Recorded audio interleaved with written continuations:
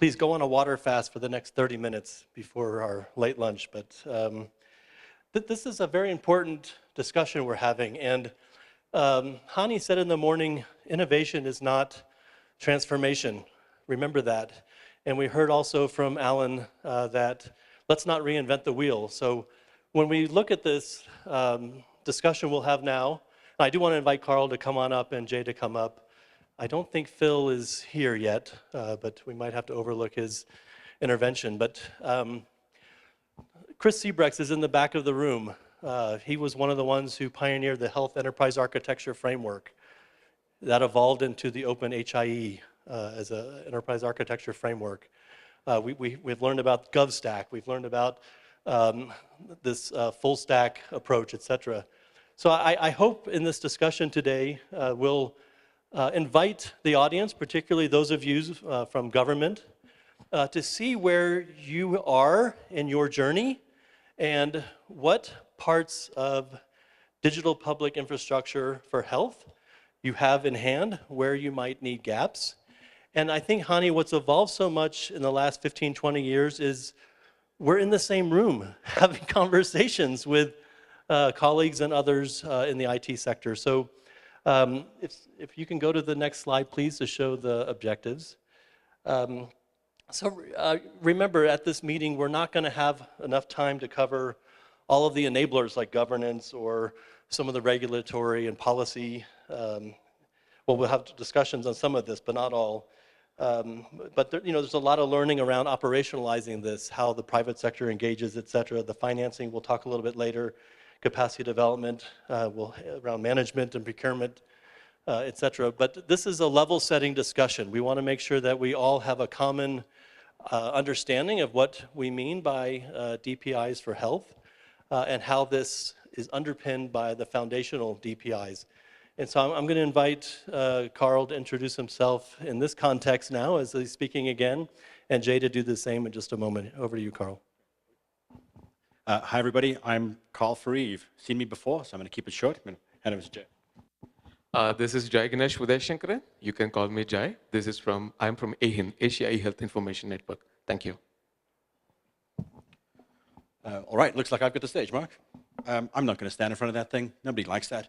Great, so we've had a great morning so far, and I do realize that we're between you and lunch. So again, we have the privilege of trying to do this quickly. So looking at DPI for health, I really do enjoy the sessions we had before this, just framing how these solutions actually work together, and particularly the concept of what is a DPI, that micro-focused service solution, that is the foundational DPI. The question we wrestle with is, how do we contextualize that in the health space? What do we need to be doing? And so we're looking at DPI for health being really infrastructure that leverages these foundational DPIs, but is focused on health-specific components. And I'm hoping to take the next little while to, as Mark framed, contextualize what we want to think about and what these components are as we move through spaces. So this is a great graphic, and I'm now in the wrong space. We'll move across anyway, of how we're thinking about it today. So what are some of these shared infrastructure components that are relevant when we look at the global health space? A lot of these may look very familiar to you, and that's okay. We're going to recap and just touch base on that there are these aspects of shared services and business domains, that there are key registries that are important, like terminology services, that we heard the value of code sets earlier, identity management systems. But what's really exciting is how these are building on top of some of those foundational DPI services. We don't need to reinvent the wheel. That's the purpose of today, right? To remind us we don't have to reinvent those wheels. But how do we leverage them? How do we think about them from our health space? And it should kind of look familiar. Who recognizes this picture on the board behind us? Yeah, there you go. I'm making sure Jennifer's got her hand up. You better know it. We've been thinking about this for a while. And I'm grateful that we're in the same room now with the DPIs, because it's just a good union between two, this is going to be weird, but between two cousins in the same space. And like, how do we work together? So this is very common. We've seen the OpenHIE architecture evolve, and Chris is in the back of the room, really pioneered a lot of this idea in the Rwanda project. And I know Silver's here too, so you can chat to him about that. But, well, okay, maybe they didn't, who knows? Anyway, moving on. So what we're seeing is DPI for health. So really, how do we think of these components, and how do they fit together within the concept of national digitizing or national digitization approach And I really appreciated the GovStack presentation, just those layering of things that we moved towards.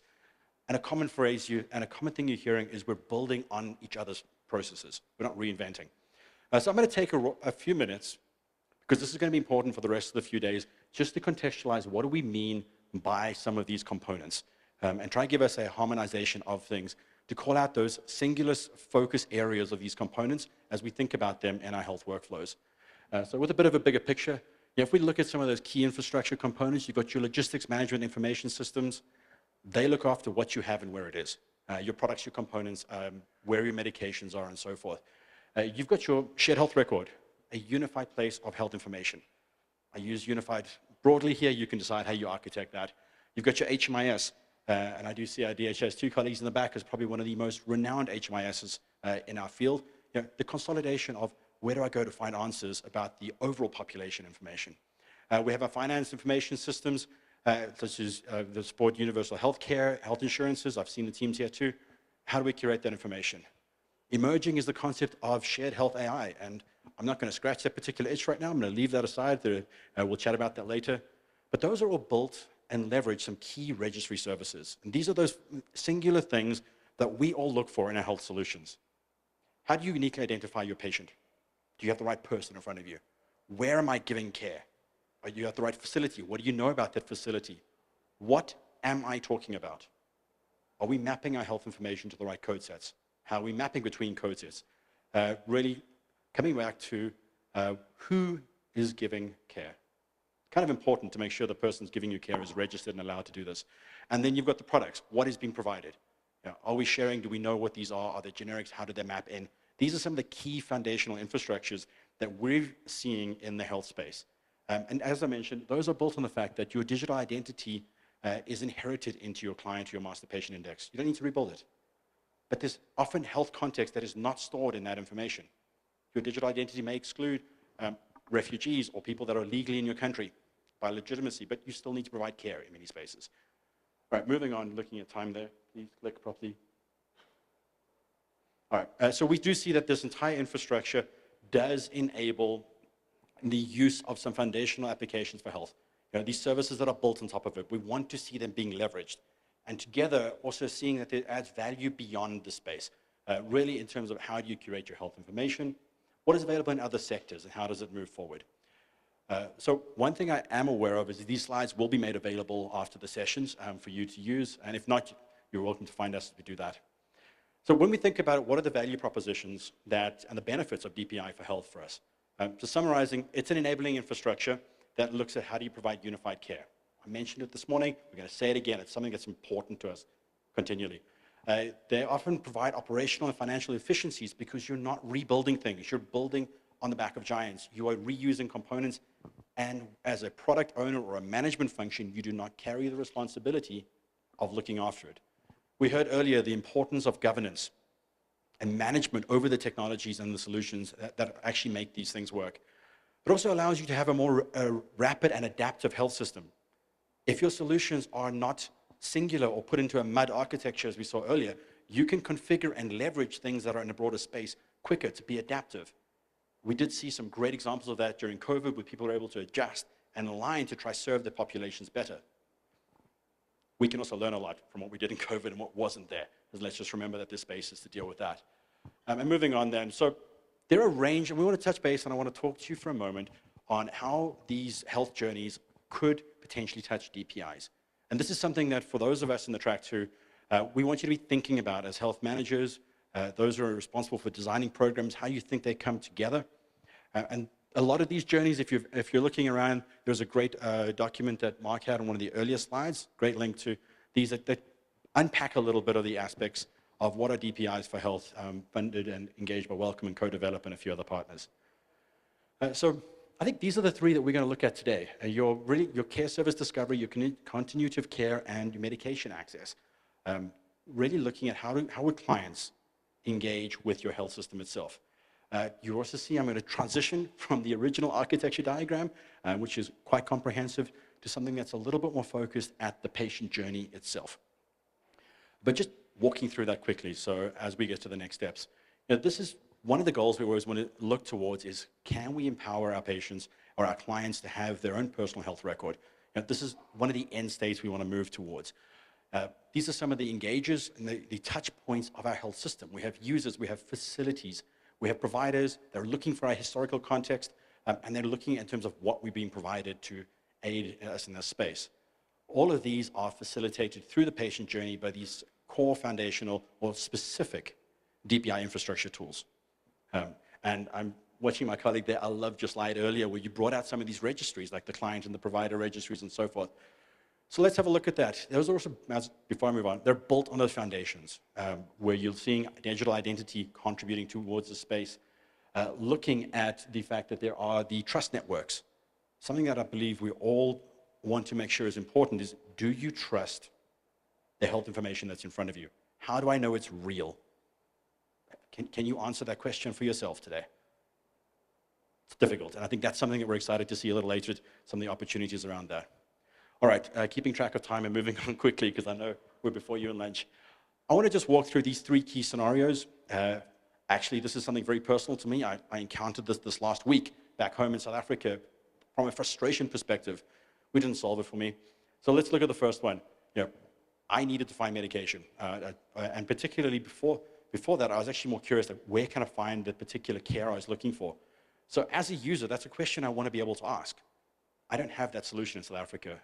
But if I could go to a portal and say, look, I am looking to look for a particular service, where can I get it? I'd expect that solution to be able to talk to the facility registry or the list of where healthcare is provided in your country. Where are the services? Do I go to the hospital? Do I go to the facility? What is that? But on top of that, the ability to provide care is measured and metered and aligned with who is available to provide care. And OpenHIE has done a lot in terms of profiling some of these with the IHE, but I don't want to get into that right now. I do want you to know it exists. But through this process, we should be able to identify where I could have gone to get the care that I wanted. It was hard. I spent a while trying to find the right facility. It wasn't a great space to be honest. But now that I know where I need to go, the question is, how do they know who I am? I arrive at a facility, I wait in line, I find my provider, my physician. They ask me, who are you? What do I know about you? It's a rough place to be. And if I don't have a good verbal memory of that, what's the answer? So the ideal state is for us to be in a position where that particular question is actually asked to a patient registry or an MPI and saying, who is this call person? Can you identify them for me? What do you know about them? Do they have my history? Do they have my records? Do they have seen what my providers have been updating about my blood results or things in the last season, so they can make an informed observation of what I'm needed to do? Once that information is around and in front of the provider, they're able to actually understand how to better provide care to me, which was great. They actually did that recently. And we spent some time understanding what were the medications I needed to address the challenges that I'm personally fighting with today. And through that encounter, my provider was able to actually identify what I needed for me, log it, get it from their record, and log it against where that information was provided and who actually provided that. So who created an observation for me, who created my prescription, and logged that in the shared health record itself. But today, the one thing I don't have is the ability to carry that with me here. If I fall ill today in Kenya, I trust the health system of Kenya. I cannot bring you my history, and that's a frustration. But this is where we want to go. Why do our countries not have this opportunity? Why do our people not have that? And this is where it got fun for me. I now needed to find that medication, which was quite rare in Cape Town. I spent 5 hours driving around the city trying to find a bottle of drugs that cost me less than $50. That's a great cost return on that aspect. So again, if I needed to solve that, I should be able to ask to identify where can I find these medications. By being able to look at that, we should be able to say, well, who, where, and what do you have stock of? And these are the key services that would be engaged from that perspective. I would have saved a lot of time from a personal perspective and also from just what we needed to be able to do. And from that perspective, when I arrive at that facility, what we'd love to be able to see is that the provider who's seeing me is actually able to look and say, well, who are you? And what were you prescribed by who? That's pulled from the shared health record and actually identify my prescriptions and provide them to me, bringing that forward and updating my record. In this process too, there are things to consider that we can still be looking at. Are the medications I have valid?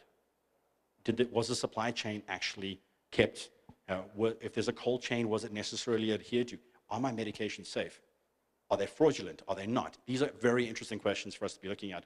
So as we go into the rest of this week, and before I hand back to our team here, I want you to consider how these workflows could align for your immunization program and what you may need in your country to support it. What I also want to point out is that these services, from a health perspective, are shared across a range of different workflows. Like this you can find in that document. It's just a great example to see that these are common and are designed to be those Lego building blocks that are built upon. And there are a few hidden truths that we're aware of. These are non-trivial health exchanges. It's not always as easy as we'd like it to be. There's complication in it. It's not as simple as finance data.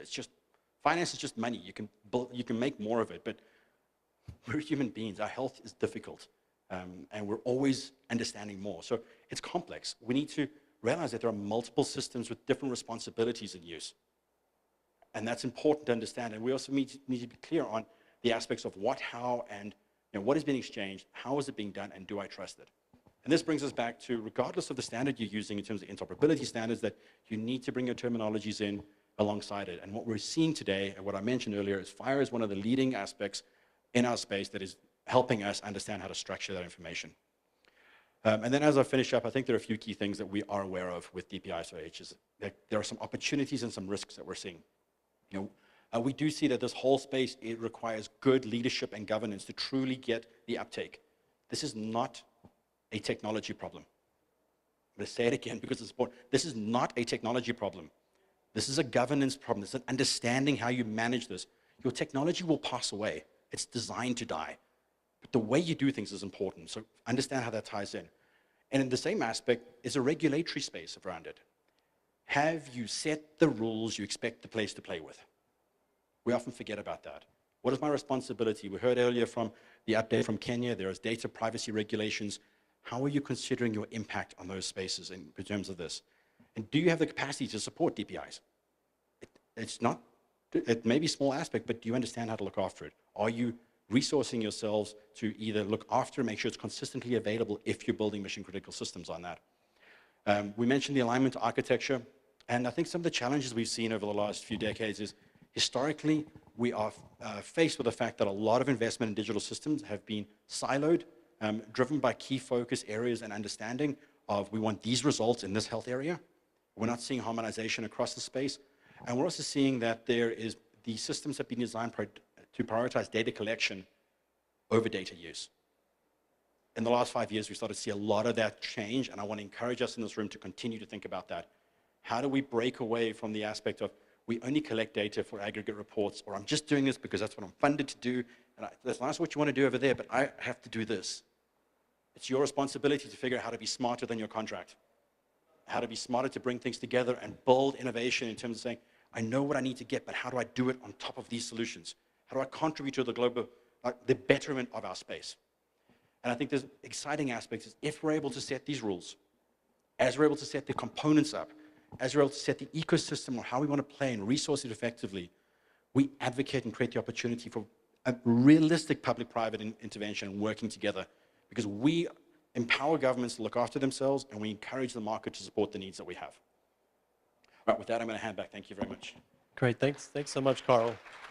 And I feel like we're not doing justice to the importance of this topic, but I think everybody in the room can understand and see particular components or DPIs for health that you have direct experience with in developing or putting into practice.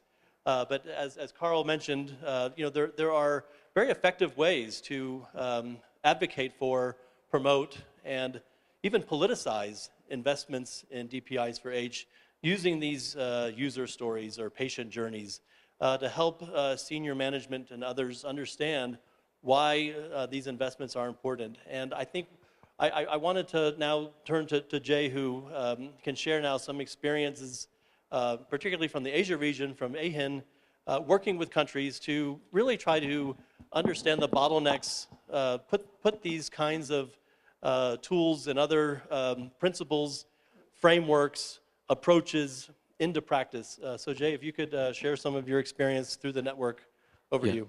Thanks, Mark. So in AHIN, Asia eHealth Information Network, as a regional digital health network, we focus on the building of the capacities, also the digital health leadership. And our mandate is to work together with the ministries of health, typically the government, in helping them and supporting them in the digital health transformation.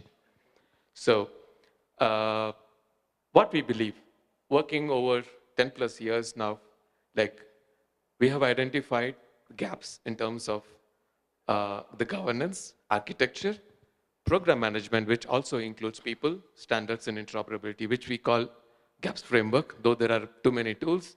I don't want to add on to the list of the tools, but we actually use this framework very, very frequently. And we find it also very effective. And then this is a mechanism by which, like once there is a governance for digital in-health programs set in the countries, and then there is an architecture with a costed plan, and then also there is a team, dedicated team, that actually looks into the digital in programs. Because if there is a project, I think most countries are nowadays very quite comfortable to manage few projects, but when the scale is higher as a national digital health program, then it becomes difficult. That's where like we actually use this framework very frequently, and then we had a convening of the AHIN Working Council, which are actually the representatives from the countries from 13 countries coming together in KL last year, Kuala Lumpur, and then we heard from them the issues, priorities, and then what it takes for them to actually support their respective governance, and then also how we can actually support the countries in our region. And we also use a methodology known as convergence methodology. Again, GAPS is one of the frameworks that we use. Of course, there are many tools that we use it for the maturity assessment. And the convergence methodology is nothing but how we can get, because digital health is inherently multidisciplinary and multi-sectoral, and we know that the investments are usually very fragmented. We use this methodology to get together those relevant for the digital transformation in the country, not necessarily only the Ministry of Health, but there are other ministries also involved and other stakeholders, including the national professional societies, researchers, academy, and then also the other ministries, as I said, and then also the donors and development partners. So you can think of this as a mechanism by which we're trying to actually put into practice what the donor alignment principle also. And of course, DPIs, though we didn't specifically use, but it is also a focus. So in one recent example to cite is in Mongolia, when the government actually asked us to support them with a digital health convergence workshop. So we then found that there was the digital health landscape in the country was not done. So we started with that exercise of analyzing the digital health landscape. And that's where like we focus as infrastructure as one of the areas. So we did at the national level, then we did at the state or the provincial level, also at the facility level. So I think it was around 290 plus facilities that we reached out to. It was a month and a half long exercise. And then we found that many of the core components, when I compared with, with the slide that I recently saw, so there are many components are already in place, but there is to assess and then also to know the indicators that are specific. That's where we have this issue. So why I'm here in the summit is also to learn those indicators and how we can actually inculcate that into our convergence methodology. So that when we do the next round of convergence, though there are some countries who are in the pipeline who are also requesting us to do the convergence workshops, then we will have this component also assessed. Because this is something that, for example, in the digital health landscape assessment exercise that we did, we looked at 12 different tools because we didn't want to create yet another tool and complicate things. So we looked at different tools, like those that are relevant for health information systems. Then those are relevant, like the global digital health monitor, to compare at the global level or the regional level. And then we also looked at the classification of interventions from WHO at various tools, 12 different tools, and then had this questionnaire reviewed by the joint working group that was put together in the country. So there are 2 ministries working on digital development in the country. So usually if there are more ministries and then you add more factors and more things to actually remove the divergence and get them all together. And then so now, like what we wanted to do in the next round is, of course, to learn from this summit and then make sure that our convergence methodology, which we are also hoping that it will become part of the transformation toolbox of the Global Initiative of Digital Health Guide, and then how we can actually look into this component of the health sector specific digital public infrastructure. I would like to just go back a small detour. There was a time when we used the power lines only for electricity.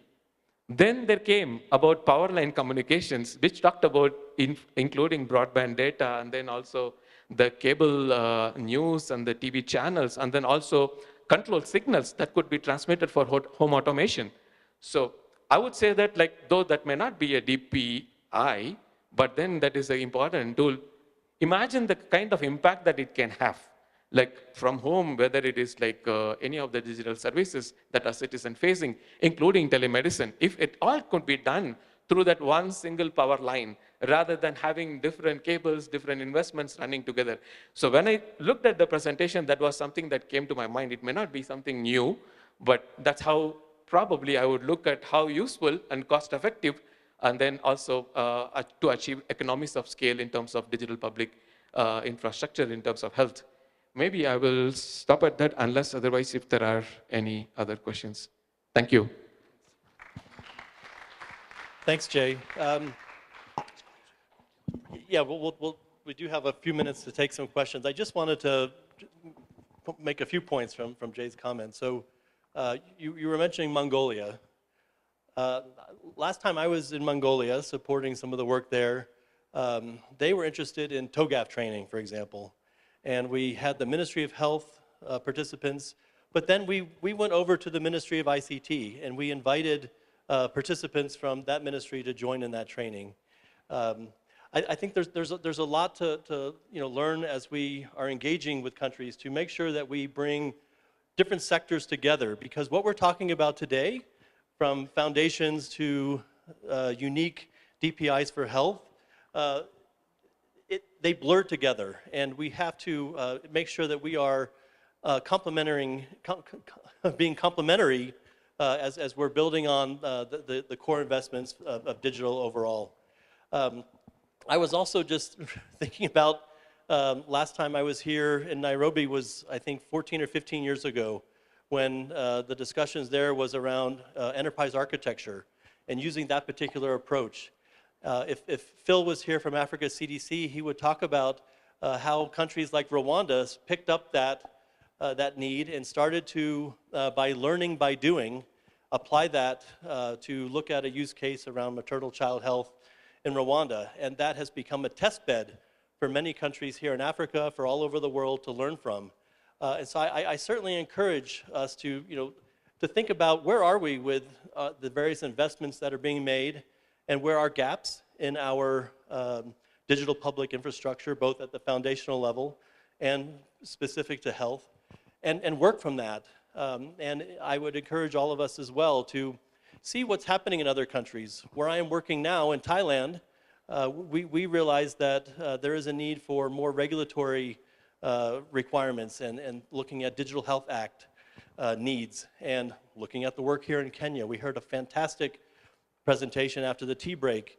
Everybody's in a different starting place, and DPIs for health remind us that you have to look where you are now and where you want to be. So I certainly hope that we can recognize the importance of learning from one another through the time here during this meeting. I saw one hand back there. I certainly want to take a question or two, as we have 8 minutes.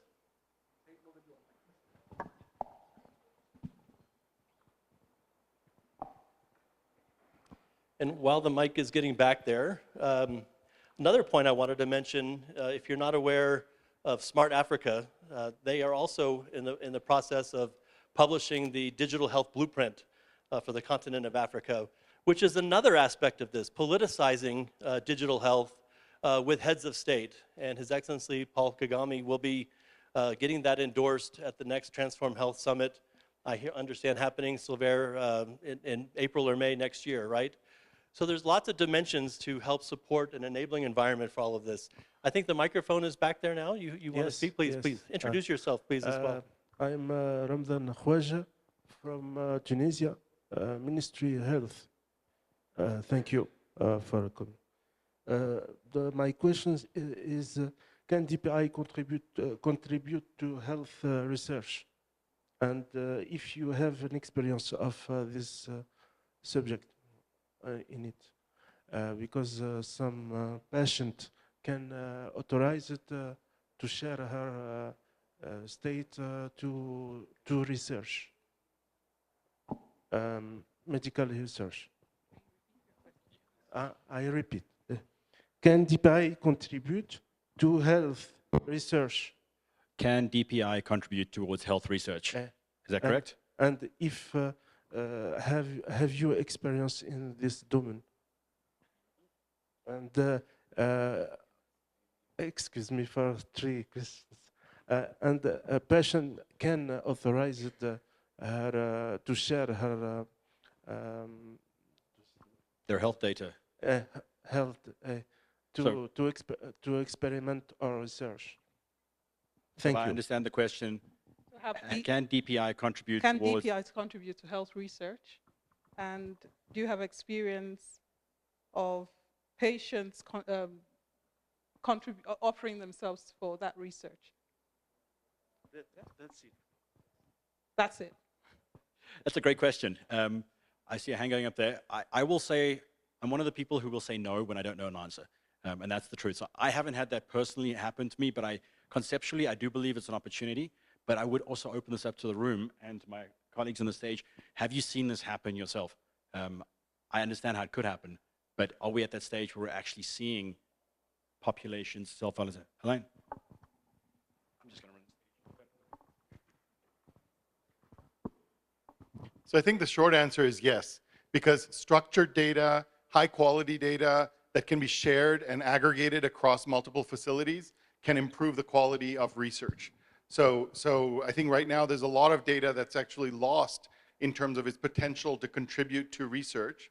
And by structuring it, by making it available in this kind of a architecture that can be federated, where multiple care and provide health provision institutions can work together to answer questions of research significance, you can actually accelerate and advance the research agenda. So the answer is absolutely yes. And there's a lot of examples, I'm sure, in this room, and we can ask people to raise their hands if they have an experience with using structured and well-architected data to improve research. So raise your hand, nice and high so he can see you, and then come and find them. Don't be shy, come on.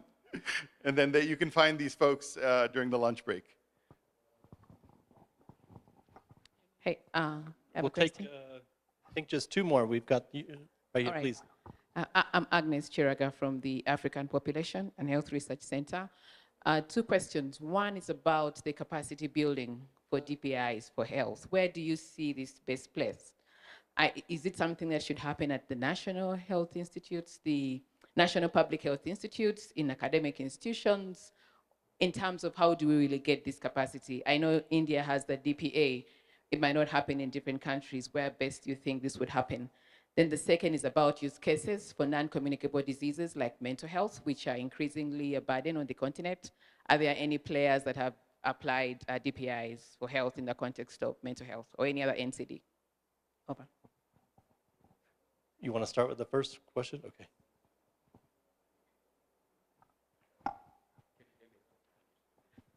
I think even the national professional societies could do that.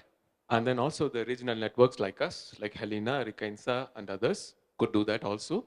For example, like we have been actually having the capacity building programs and standards and interoperability or governance frameworks the same way that we could also offer the training or capacity building programs that are specific to DPIs. That's one way of putting it. Like any one of us could offer, but we take the cues from the summit and then like we'll be glad to work together with WHO and partners to offer that in our region. That's also one of the aims that why we are here. Thank you. And I would just argue that we're talking about capacity and training at whatever level is appropriate for the intervention. If it's from digital health literacy at the frontline health worker to change and risk management at program level, and everything in between. And I think there's a whole array of different kinds of capacity that is needed depending on the particular reference case or patient flow. I think I can take one more question, and I'll let the ushers find the last one. Oh, and for the mental health case, I don't know, Garrett, if you guys have discussions on smart guidelines with the mental health folks or have any emergent tools in that toolbox. Oh. We've got one question here. Hi, I'm Pradeep Silva from Sri Lanka. I would like to find out whether you've talked a lot about consent, DPIs, just on something coming from a clinician's point of view as well as patient point of view, whether DPIs concerning consent management, is it something we need to talk about or discuss? Because that's some area I think there will be a lot of confusion and a lot of detail that we need to think of. I think that's a great aspect, and there's only so much we can put on a diagram at this stage before it becomes unreadable. But the aspects of consent is critical. We do have a huge responsibility of protecting personal information and honoring what's coming through. So there does need to be a consent management aspect when you're considering your DPI and how you structure and manage that itself. It's a non-trivial question and it's a non-trivial answer, but it's a complex one that requires the input and forethought to start thinking about it at the beginning and not trying to retrospectively add it at the end if you can avoid it. But any comments? Yeah, even in the Mongolian experience, that when we looked at the landscape, they did have a consent mechanism. So there is a citizen ID and there is a DAN that actually authenticates all the users that are accessing the citizen-facing services. So I could see that use very much. And then India also has the consent framework from MITI, the Ministry of Information Technology, that is also used in the National Digital Health Mission. I want to thank, we don't have to take questions over the lunch or follow up with our speakers. I want to thank Carl and Jay. Let's give them a round of applause. Health by design. This is health by design.